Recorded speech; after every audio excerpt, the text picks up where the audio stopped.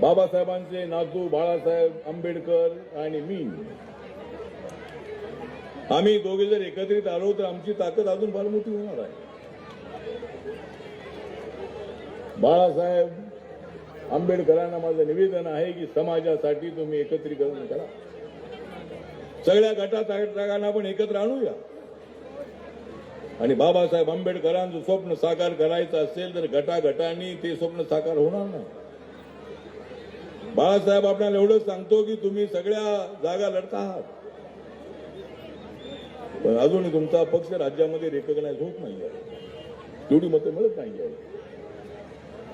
आपण ज्यावेळी एकत्र आलो त्यावेळेला 98 मध्ये 96 मध्ये आम्ही एकत्र आलो, लोकसभा आम्ही लढलो बाळासाहेब.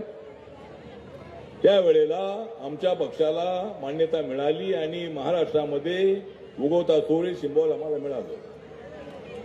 त्यानंतर आम्ही फुटलो आणि महाराष्ट्रामध्ये कुठल्याही गटाला मान्यता नाही, आमच्या गटाला मान्यता नाही महाराष्ट्रात. त्यामुळे आपण कुठेतरी हा विचार करण्यात अत्यंत आवश्यक आहे.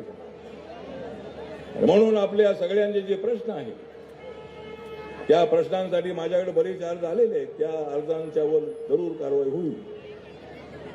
पण मी दिल्लीमध्ये आहे, तुम्हाला घाबरण्याचं कारण अजिबात नाही. महाराष्ट्रामध्ये देवेंद्र फडणवीस आपले महाराष्ट्राचे मजबूत मुख्यमंत्री आहे आणि म्युनिसिपालिटीची निवडणूक असते, महापालिकेची निवडणूक असतो, जिल्हा परिषदेची निवडणूक असतो, पंचायत समितीची निवडणूक असतो, त्यामध्ये बीजेपी नंबर 1 आहे.